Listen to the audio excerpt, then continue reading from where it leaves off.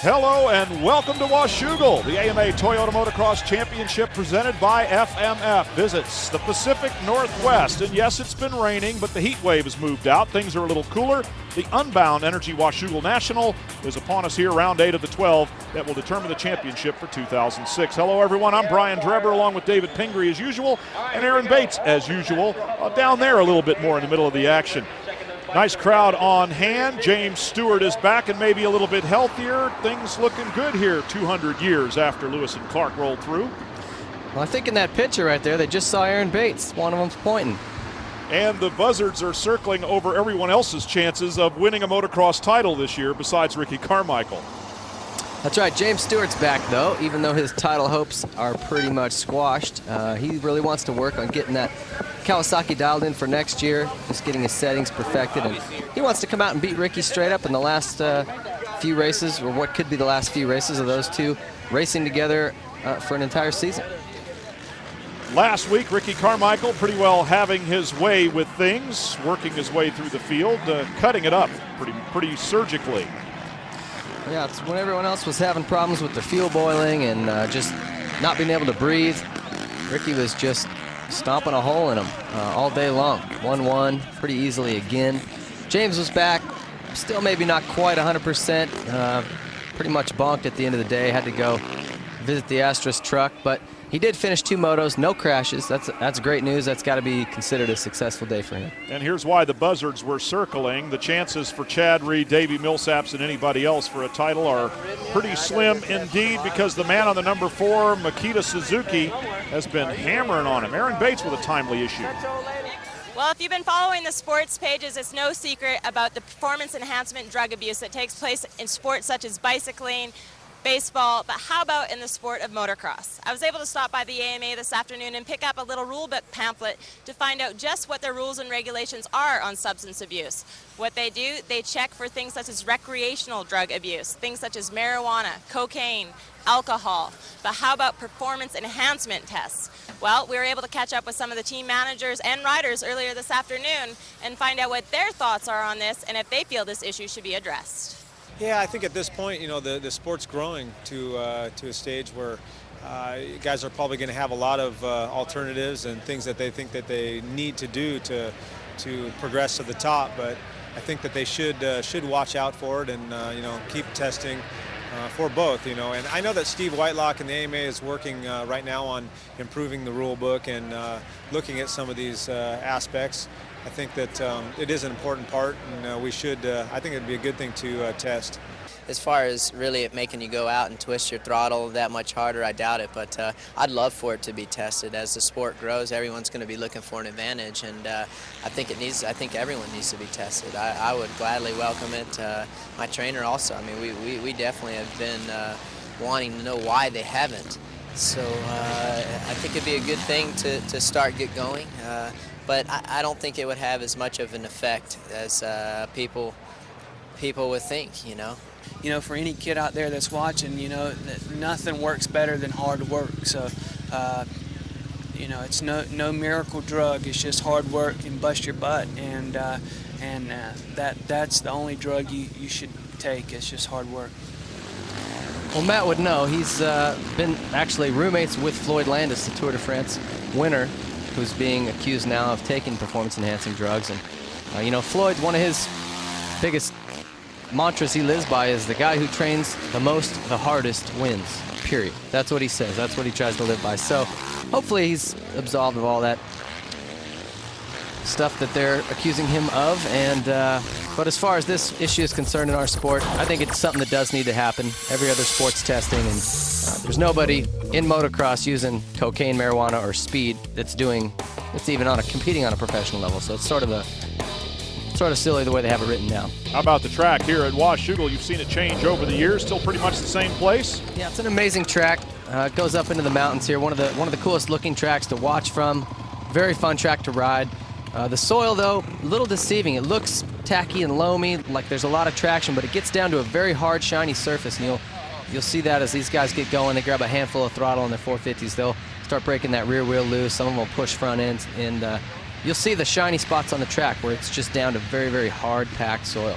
Our Honda starting lineup for moto number 1. They'll set the field for the second moto by the results of the first. This is the way they'll take off first time around. And the far end from this side is not where you want to be. You want to be somewhere down close to this end of the start as the gate drops, and off they go. And some of the real fast starters get out of there in a big hurry into turn number 1. As they make the corner to the line, it's Davey Millsaps on the number 118 out front. Not sure if he got to the white line first for the whole shot award, but he's got the lead. I saw Carmichael buried in the pack. He's mid-pack at best. So he's got his work cut out for him as well. Well, Carmichael with a big points lead maybe can afford to be a little cautious, but not that cautious. Millsaps out in front, then Wyndham, then Dansani. What the heck happened to Millsaps? When did this kid become such a good starter? I think this is 4 in a row for him as far as hole shots go. Chad Reed moves into third around Dansani, and we go back. Still no sign of A, number 7, James Stewart, or B, number 4, Ricky Carmichael. Got a glimpse of Stewart just then, but still no Makita Suzuki. Well, this is a perfect scenario. The faster guys kind of buried at the back. With these 3 out front who have all been potential podium sitters, but maybe not having quite the speed to win. Maybe getting out front here and getting out front early will help them. And Wyndham's actually won here not too long ago. So. Wow. But Wyndham just lost the number 2 spot to Chad Reed, who seems to have lit a fire under himself here in moto number 1 at Washougal. Reed, riding very aggressively in the early going, has taken over first, third, and now second. This is a new section of the track, this little uphill and left. Brand new for this year. Very tight. Looks like they slowed it down a little bit up through that section.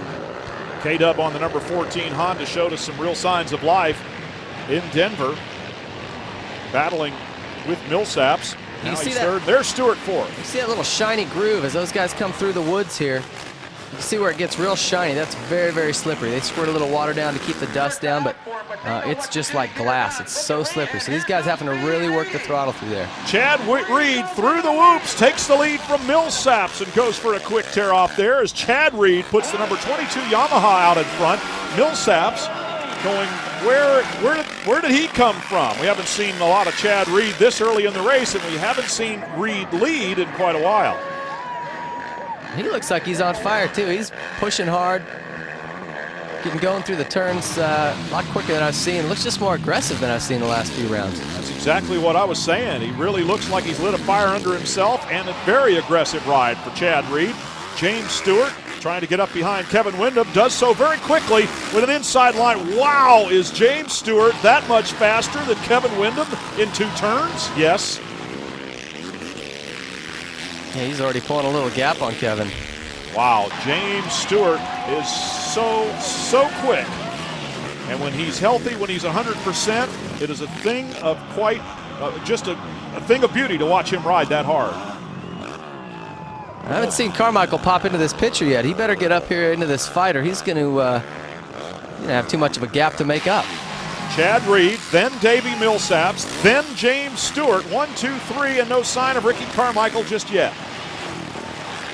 There's Millsaps, got the whole shot, and led the early lap here.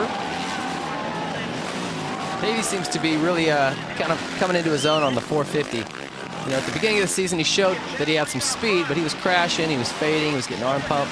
Seems like the last, particularly in Colorado, he really came to life. He whole shot both motos, led for a while.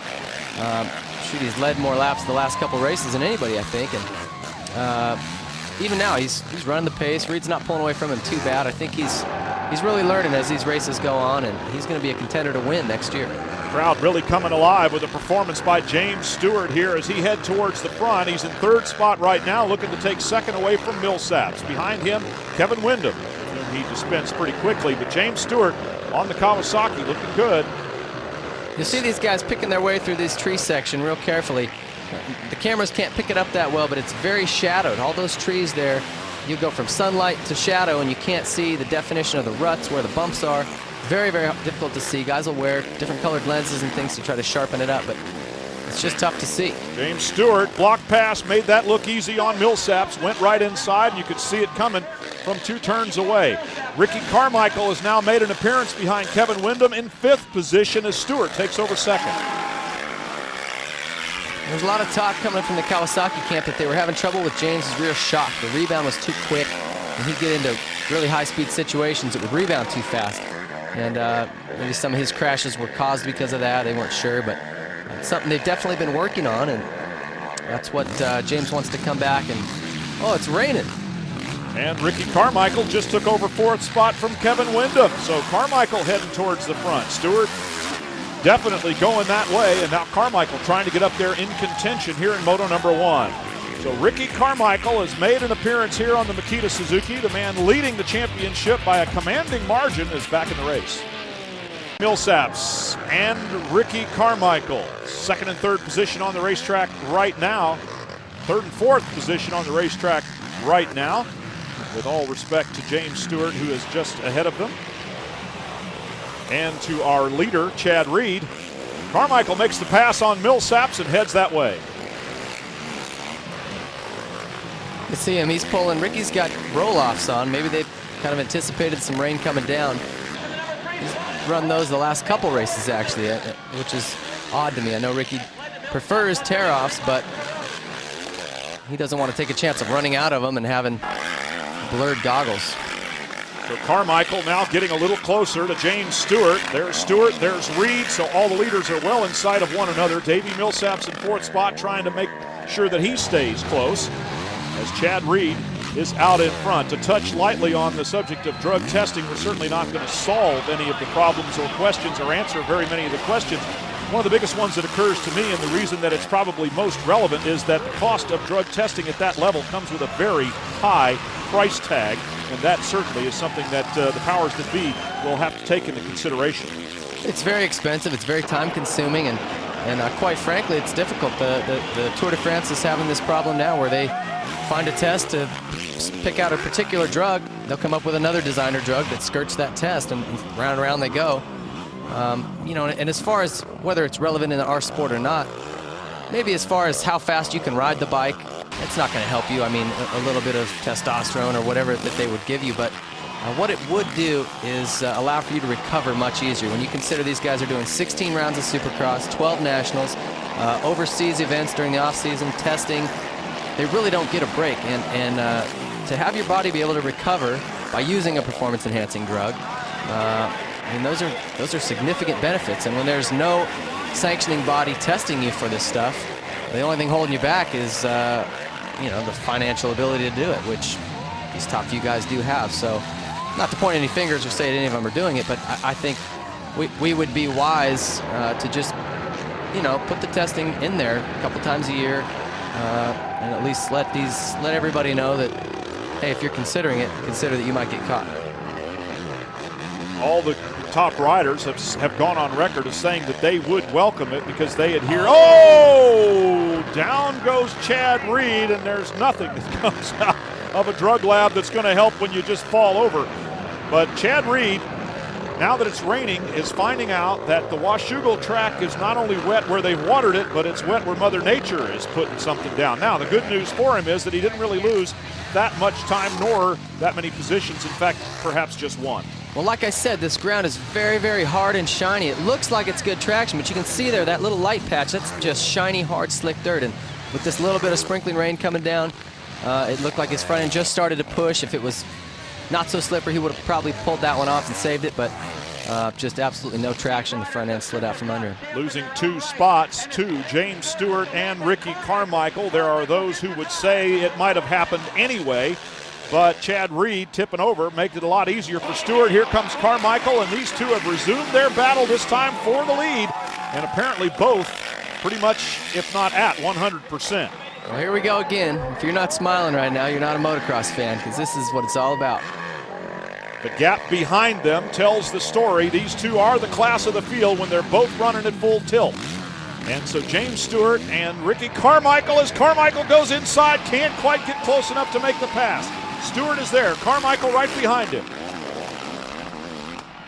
And yes, if you're a motocross fan, you're smiling right now, and if you look close, you'll see smiles on the faces of the fans around the fences here. Carmichael goes outside, crosses back in with a great drive up the hill. They flatten it out side by side, little kickouts there, and here they come in tandem. James Stewart with Ricky Carmichael right behind him. Inside goes Carmichael again to take the lead, but not for long. And he does it again, side by side. Pushes Stewart out off the edge of the track, and Ricky Carmichael takes advantage by a couple of bike lengths. You know this is not over. Well, Ricky's been definitely forcing the issue. Anytime these two get together, he doesn't waste a lot of time. He gets in there. If he's got to bump him, he did it at Budds Creek. He'll just shove you out of the way. Yeah, that's how he gets around you now.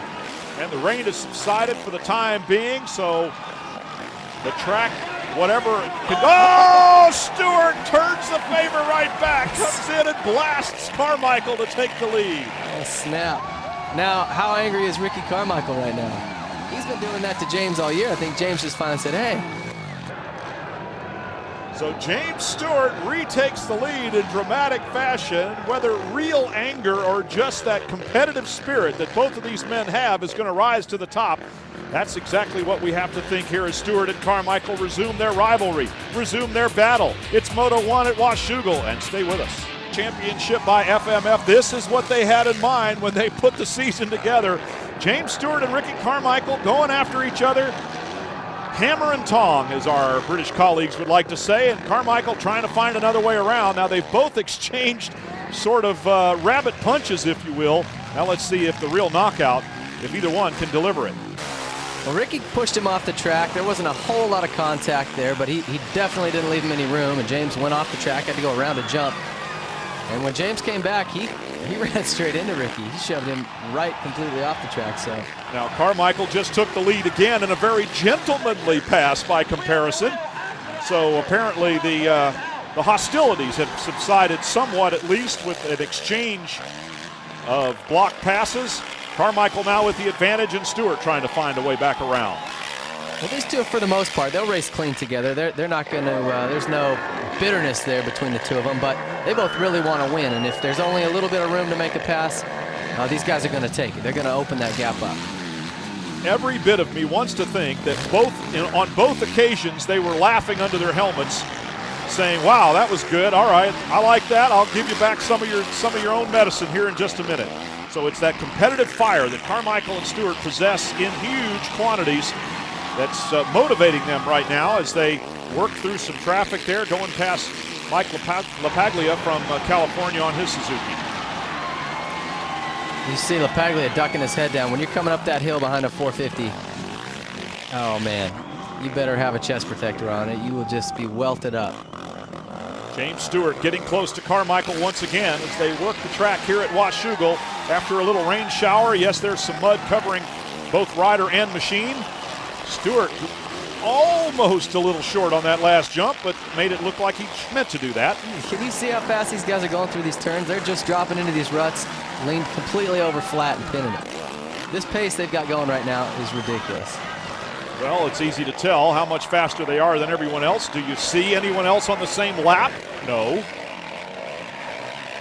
I wish Reedy wouldn't have fallen, because it would have been interesting to see how his pace held up with these two.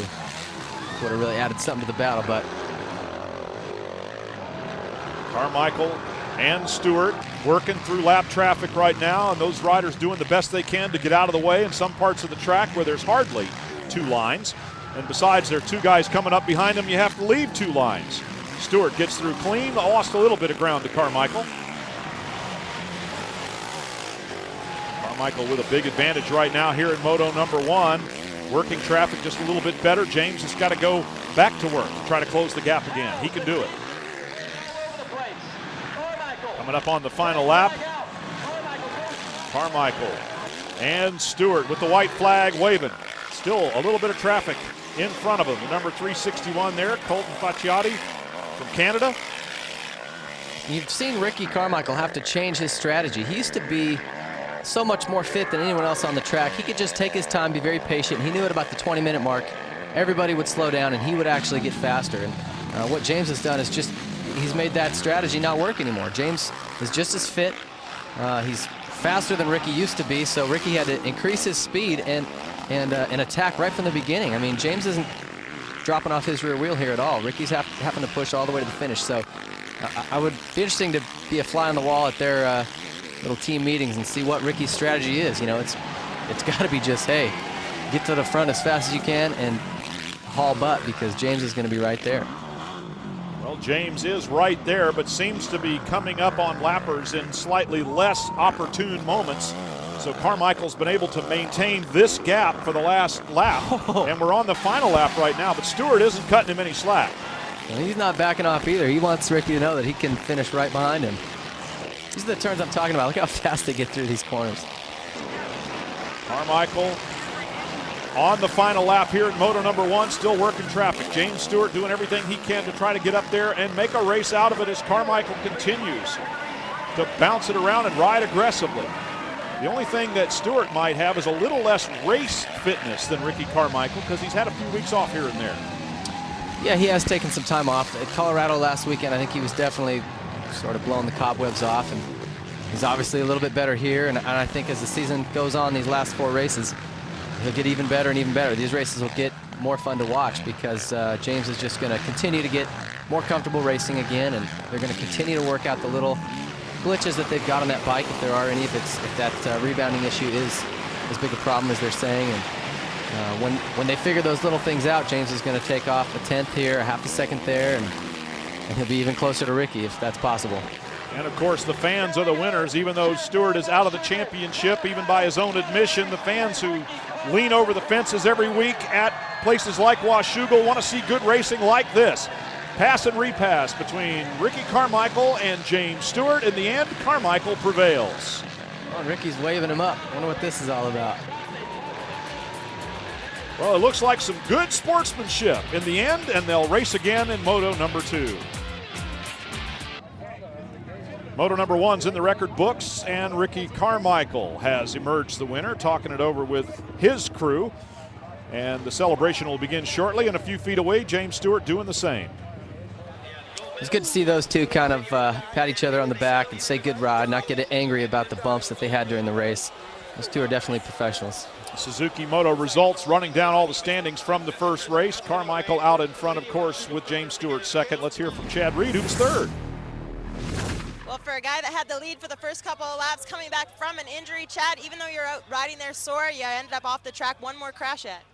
Yeah, you know, I knew the start was going to be real key today. It's horrible in the back section. It's like trail riding just through the trees, and you know, I was just out front. I actually felt really comfortable, felt good. You know, I seen those guys there, and I was just trying to put consistent laps together, and just pushed in a section that you know, maybe I shouldn't have pushed so hard, and just lost the front and hit my head pretty good. But you know, I'm happy to be back up on the podium, and another good start, and try battle with those guys without a crash. Regroup and see you in second moto. That's it. Thanks. Our Racer X hole shot once again to the surprising Davey Millsaps as he comes off the corner of the number 118, beats K-Dub to the line by about a wheel. Well, he's back feeling fit and healthy. James, what a battle you two just had. Probably one of the best races ever. Yeah, you know, it feels good just to be back up here running, you know. Got actually a full weekend of riding, and man, Kawasaki, these guys busted their butt working on this motorcycle, and it's a lot better from where we've been. So all we can do is improve. We got a break after this, so I'm really excited about getting back and getting back to where I should be at. Would you say that that's probably one of the best battles you've ever had? It definitely ranks up there. I've been around a long time, so I've had some good battles. But you know what? I'm looking forward to it. It's great that everyone's 100%, and you know, I definitely got to say, man, I put a cheap shot on him in the back. Really not my character, but you know, I was struggling to get by. I was waiting, and getting by him clean was going to be tough. So I forced the issue, and then he returned the favor back at me, and then the second time to make it stick, I ended up getting a good pass by him. Nobody does more to protect your right to ride than the American Motorcyclist Association. Every racer on the track is an AMA member. How about you? Call 1-800-AMA-JOIN or visit AMADirectLink.com. The AMA writes, riding, and racing. So as the Pacific Northwest waits patiently for Moto number 2, let's go to our riding tip with Team Suzuki and David Pingree. One thing that Ricky Carmichael does great is pass riders, even when they're fast guys like James Stewart. And you watch here, he goes from the outside to the inside, crosses back over to the outside again, and then back to the inside, setting up this pass right here on James. You know, that's 3 turns ahead of where he actually makes the pass. He does it again here, outside to inside, back across, sets him up for the inside and this left, where he shoves him outside. makes a clean pass. So you've got to be looking down the track 2 or 3 turns to set up a pass like that.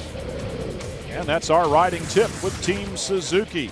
As the fans settling into their chairs here, getting ready for the second moto, we can only hope that it's as good as the first one. So stay with us right here at Washougal. Washougal Motocross Park, which leads us to think that the riders have some time off. What are they going to do, Aaron Bates? Well, as some of these guys look forward to a weekend off, that's not quite the case for all. I was able to find out what these guys are going to be up to next week on their time off. Ricky Carmichael and James Stewart are going to be heading to Loretta Lynn's to celebrate the 25th anniversary there and to demo the 2007 models. Chad Reed, on the other hand, is going to be going to X Games Supermoto, hoping for great success there as well. Some of these guys are looking to go home and test, while others will be taking some well-deserved time off and let their bodies recuperate. Either way, it just shows their dedication for the sport. And wow, Ping, a whole week off. Gee, what are they going to do with all that time as we look at our Honda starting lineup for Moto 2? Well, sounds like James and Ricky are going to go to Tennessee and sweat. And Reedy's going to go back. He finished on the podium in last year's Supermoto at the X Games, so he seems to be a natural at that. Well, riding a motorcycle one way or the other would be the thing that all of them will do, no doubt, because they have to stay in shape. Millville is, in fact, just a little over a week away. Gates drop for moto number 2. Ricky Carmichael looking for a better start. James Stewart fighting for the whole shot award, and I think he got it. It looked like he and Ricky sort of bumped bars coming out of the gate, and it left Ricky back a ways. Rick's about 6th or 7th there on the left side of the screen, hopping over the hill in the number 4 bike as we watch the field thundering around the track here. But James Stewart out in front with the whole shot. Probably doesn't know yet where Carmichael is, but figures, hey, everybody's behind me. That's all that counts. Mike Brown's up there on the Rockstar Energy Suzuki. He's had some struggles in the lights class, moved it up to the motocross class, and he's got a good start going in this moto anyway. James Stewart with the best start of anyone. And as the number 26 of Michael Byrne jumps into 2nd position there, Chad Reed in 3rd, Carmichael 5th. Stewart, somebody better get going here in a hurry or he's going to check out. Here comes Carmichael working on Millsaps. Maybe Millsaps still consistently the best starter across these 2 motos. Nice job for him.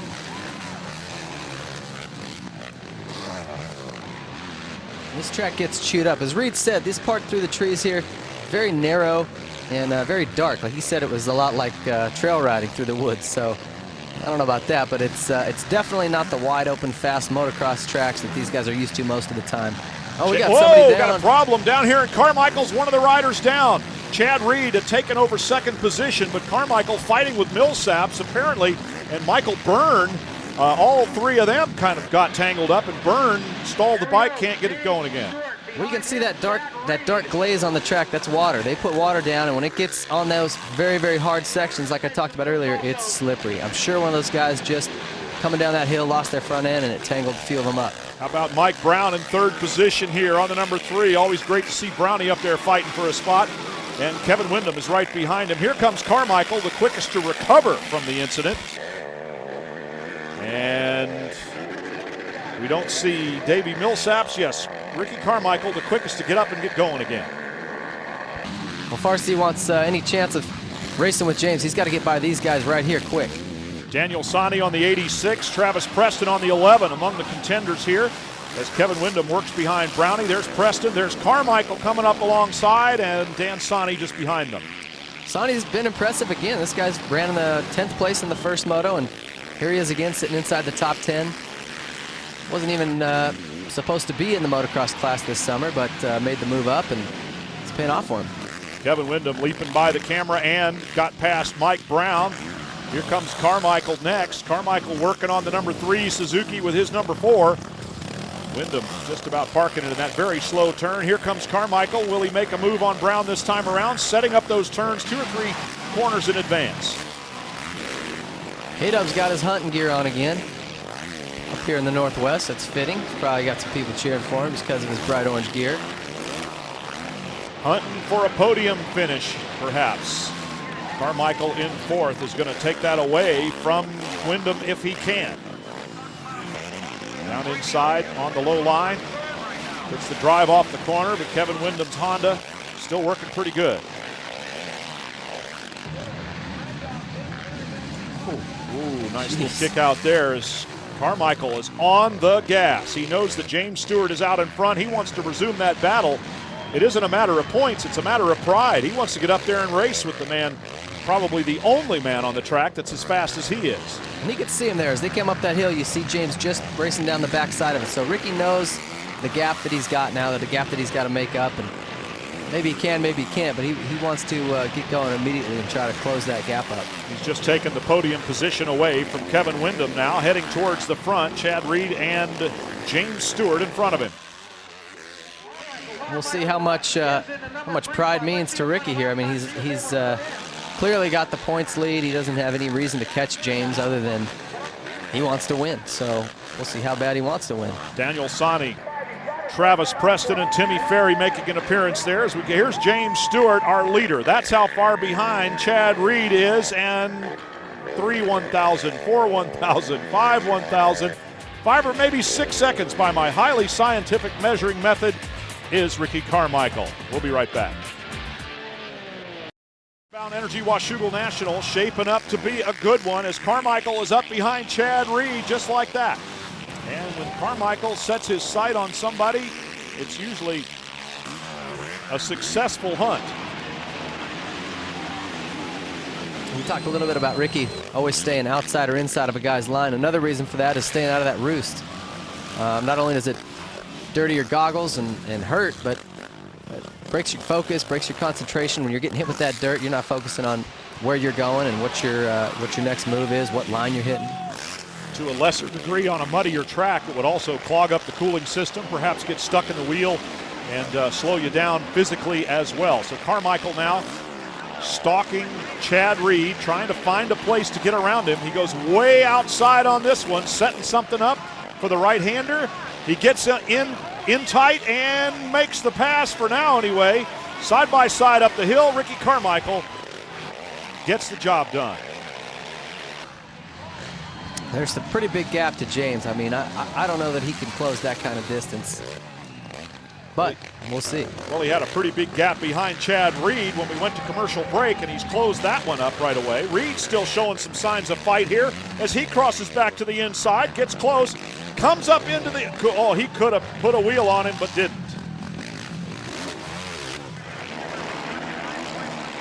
A little bit back further in the field. It's Timmy Ferry, Travis Preston, 4th and 5th. Kevin Windham, then Preston, then Timmy Ferry, 3 Hondas. Oh, nice pass there, almost. As Kevin Windham came inside on Travis Preston, but Preston stays ahead of him. So Kevin Windham's got his hunting gear on now, hunting for a spot to hold on in the top 5.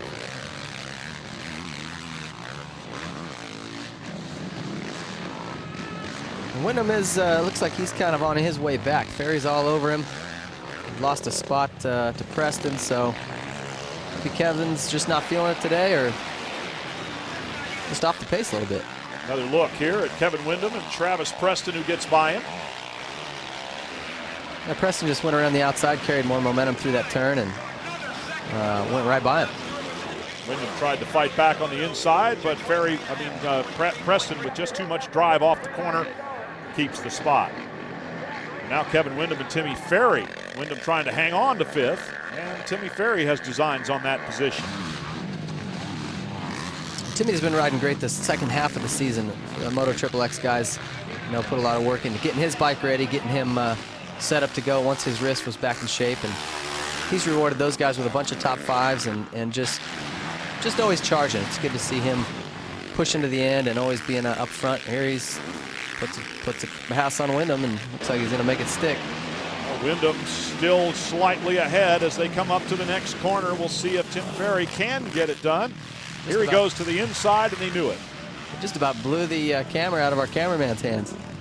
That was a very close pass on a tight camera position there. So now Tim Ferry up into 5th, shoves Kevin Windham back to 6th. Goes for a tear off or a roll off there in midair. and continues on his way. Kevin Windham, not much he can do about it. James Stewart is our leader here at Washougal Moto number 2. He finished runner-up to Carmichael in the first one, but he's out in front, and Ricky having some difficulty. Oh, he's on him. Yeah, closing the gap, but he's gotten it done now. So that speed that Carmichael possesses when he needs it is very much in evidence once again. I didn't think he'd be able to close that much time on James, but he found some speed somewhere. Well, when you've got that carrot sticking out there in front of you, you're going to whip yourself into shape here. As Carmichael has closed the gap on to James Stewart here. We've got a few laps to go. Right now we'll take a quick break and come back to the action here at Washougal. By Dentine Ice. Go bold. Carmichael's going to have to go bold here as the closing laps are upon us. And James Stewart is just in front of him. Carmichael pushing hard. Stewart with the speed. And the battle resumes. This is for the overall. Both of these guys know that. James certainly knows that he caught it, made up all that distance on him, but he doesn't want to let this go either. Oh, and right in front of the mechanic signal area, Ricky Carmichael shows Goose that he can get it done as he goes past James Stewart now. Indeed, 1-1 for Carmichael will give him the overall, but a 2-1 for James Stewart would give the number 7 rider that overall win. Carmichael in front right now with Stewart trying to figure out a way to get back around him. These two had such a good battle in Moto number 1. Certainly Stewart will have learned something. Carmichael getting a little bit better brakes in traffic. Let's see if it happens again, and that's partly why Carmichael must have gone by. James Stewart pushing him hard once again. Ricky looks like he's swapping all over the place there. I don't know if it's getting slippery out there, if he's just pushing that hard, but he's been going sideways more than he's been going straight this last lap. Sideways again on the uphill section here. James Stewart right behind him trying to capitalize. They go side by side over the jump. The next turn's a left-hander. Stewart can't make it work. That was the Bubba scrub right there, in case you were wondering. James didn't even get any air off that jump, and he hit it faster than Ricky did. Somehow Carmichael managed to stay in front of him. Stewart's going to have to work him again. Find a turn, plan a couple of spots, a couple of turns ahead of that, see if he can make a move. Yeah, he just lost some time in those turns here through the woods riding section, as Chad Reed called it. So Carmichael with maybe a second advantage right now, and the distance between them is obvious to all of the some 27,000 fans who have packed the parking lot and the track here at Washougal. 2 laps to go. James is still close enough to make a pass again, so. Another look at this sequence just a little bit earlier.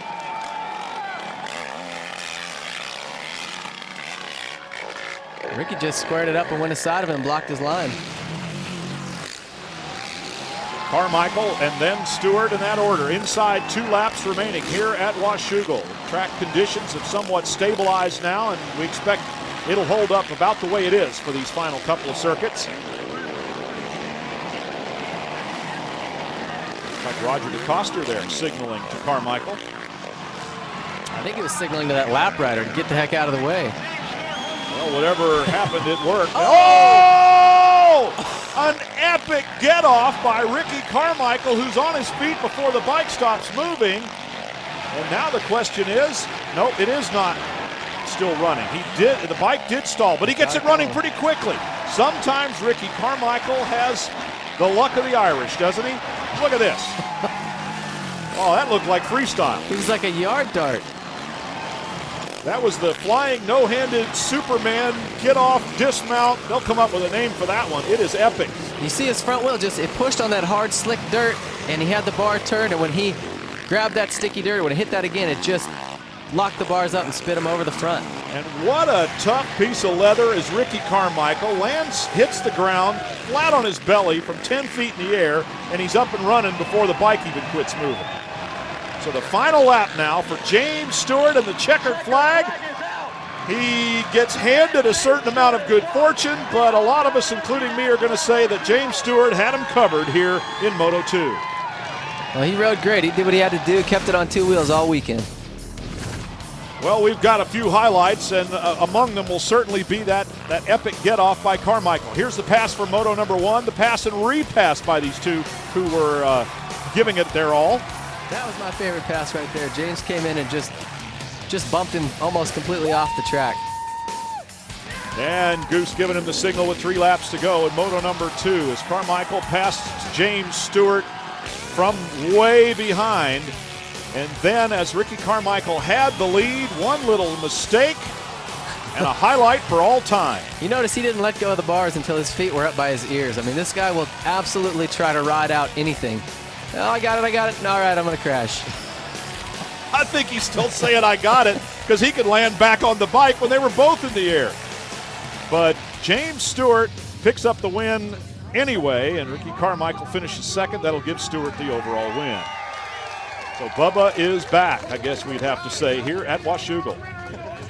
What a great race. I can assure you Ricky is so mad at himself. He's going to go back and work so hard the next 2 weeks. Even if he had a little vacation planned, he's not going there anymore. Our Suzuki Moto results: James Stewart, Ricky Carmichael, Chad Reed, same 3 names in a slightly different order at the top of the standings here as we look at all the results. And we would have to say that Ricky Carmichael had that one pretty much in the bag. Let's take a look at our Racer X hole shot. It went to the same man who won the race. James Stewart gets to the line first. And our Dentine Ice overall results, there it is, 2-1 for James Stewart and a 1-2 for Ricky Carmichael. The 2-1 breaks the tie. Let's go down to Aaron Bates. Well, one of the most bizarre get-offs we've seen in a while. Ricky, what exactly went on out there? You know what? I was ready. I had 2 more laps to go. Just got into the lead and just was leaning over the front, you know, just charging. And what happened was I just, my front end was, you know, just sliding, and it caught and flipped me over. I'm lucky I'm not hurt. But, man, just disappointed. That was a dumb mistake, and I only had a lap and a half. And I just broken James, and all I had to do was bring it home, but I failed. What is it about this track? There's something about it that seems to be challenging for you. Damn, I don't know, man. I'm always screwing something up here. It's always been tough for me, and you know what? Hey, life goes on, and it'd be good. Just keep me motivated on the weekend off. Great job. Thanks. Well, that was the fakest laugh I've ever heard. Our point standings here with Ricky Carmichael, a 76-point advantage. He doesn't have a lot to worry about, but he keeps pushing himself to that perfection. Well, the only guy to take the overall win away from Ricky Carmichael since 2003, and he's done it not only once but twice already this season. James, you poured on the juice when it counted. Yeah, you know, I just got a good pace going, and you know, I saw those guys catching me, and the way this track is, you know, it's kind of hard to, you know, make up time and push, you know. So, you know, he started making, and he passed me, and I passed him back, and I couldn't hit him, but I was like, man, we're going too fast right here, and he got by me, and I saw his line, so it was good. The crowd was out there great, and I just got to give it up to my team. Like I said in the first moto, these guys went back and busted behind, and it feels good to get a win before the break, and now it's really motivation to go back and work a lot harder. Well, it's a great ride for James to come back and get a win, even if it was at the cost of Ricky's crash. Still, it's got to feel good for him and his team, get those guys motivated for these last few rounds. Well, and we can only anticipate what's to come here for the final 4 rounds. If we see more of that or if we see more of this, well, time will tell. For Aaron Bates and David Pingree, I'm Brian Drebber, looking forward to Millville.